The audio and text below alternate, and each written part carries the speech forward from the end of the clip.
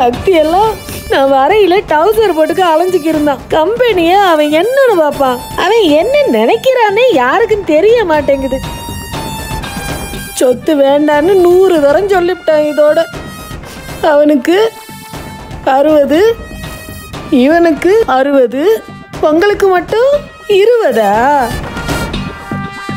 அவனுக்கு எல்லாம் நல்ல இடம், நல்ல கம்பெனி கொடுத்துருக்காரு. நான் எப்பவுமே நினைக்கிறது உண்டு, ஏன் இவருக்கு இப்படி ஆகுது, இவர் என்னத்தை அவங்க என்ன ஸ்பெஷலா செஞ்சு விட்டாங்கன்னு. எல்லாத்தையும் செஞ்ச பிறகு இவர் ஏன் கெட்ட பேர் வாங்குறாருன்னு நான் நினைப்பேன்.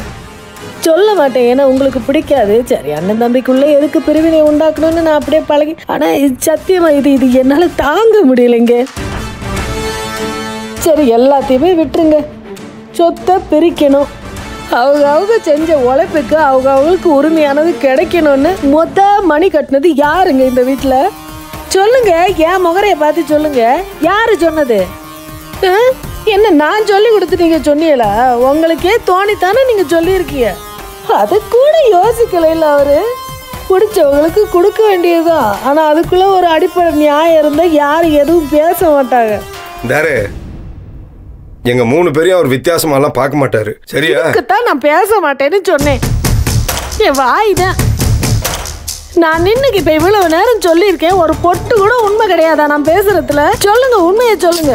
என்னதான் சொல்ற? இப்ப என்ன சொல்ற நீ? ஒரு தடவை அந்த லிஸ்ட் எடுத்து படிச்சு பாருங்க. சுண்ணாம்பு வியாபாரம் படுத்தே பல வருஷம் ஆச்சு. அதை போய் உங்கள்கிட்ட தள்ளி விட்டுருக்காரு. யாருமே இல்லாத கடையில யாருக்கு தான் டீ ஆத்துறதுன்னு தெரியலையே. அங்க போயிருக்கீங்க தானே அந்த சுண்ணாம்பு ஃபேக்டரிக்கு? அத்துவான காட்டுல கிடக்குது. அது ஆத்து பாசனம் ஒண்ணுமே இல்லை. போர் போட்டா கூட தண்ணி வராது. சரி, சுண்ணாம்பு ஃபேக்டரி எல்லாம் ஒழிச்சுட்டு வெள்ளாம பண்ணி விளைய வச்சு பொழைச்சுக்கலான்னு பார்த்தா அங்க விளைச்சல் இருக்கா? இங்க இருங்க, நான் என்ன சொல்றேன், பிரிச்சு கொடுக்கலன்னா பிரச்சனையே இல்லைங்க. ஆனா ஏன் இப்படி ஏடா கூடமா கொடுத்துருக்காரு? என்ன கணக்கு? எனக்கு என்ன டவுட்னா, ஒருவேளை சொத்தை கேட்டு நீங்க தான் இதை கிளப்பி விட்டீங்கன்னா இந்த கடுப்புல உங்களுக்கு எழுதி விட்டாரோ இப்படி? எனக்கு நெசமாவே கஷ்டமா இருக்கு மாமா. எப்பவுமே எனக்கு தெரியும் இந்த வீட்டுல ஞானம் பொண்டாட்டி, ஞானம் புள்ள எல்லாரும் 2ஆம் பட்சம்தான். நிறைய தரம் நான் பார்த்துருக்கேன். சரி, பரவாயில்ல, என்ன உங்களுக்கு ஓகே தான். அண்ணன் மேல பாசமா இருக்கிய, யாராவது ஒருத்தர் விட்டு கொடுத்து போகணும். அதனாலதான் நல்லா வாய மூடிக்கே இருக்கிறது. எனக்கு தாங்க முடியலைங்க, தாங்க முடியல. நீங்க என்ன செய்வீங்களோ அதைத்தான் செய்வீங்க, எனக்கு தெரியும்.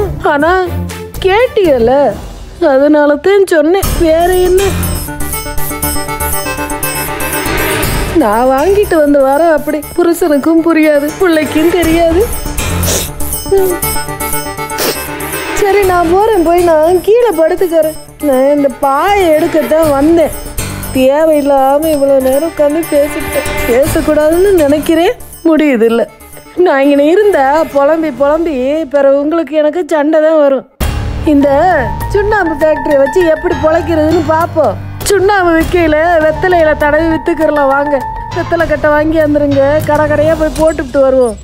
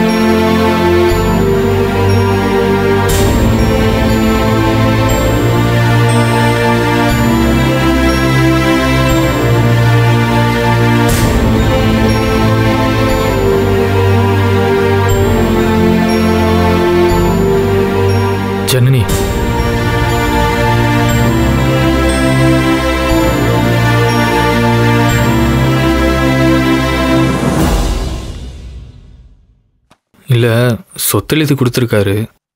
அதை பற்றி நீ என்ன நினைக்கிற? இதில் நான் நினைக்கிறதுக்கும் சொல்கிறதுக்கும் என்ன இருக்கு? உங்கள் அண்ணன் உனக்கு எழுதி கொடுத்துருக்காரு, எல்லாம் உன் கையில் இருக்கு. இப்போ இதுக்கு மேலே நான் என் கருத்தை சொன்னா அப்புறம் அது தப்பாக தான் தெரியும்.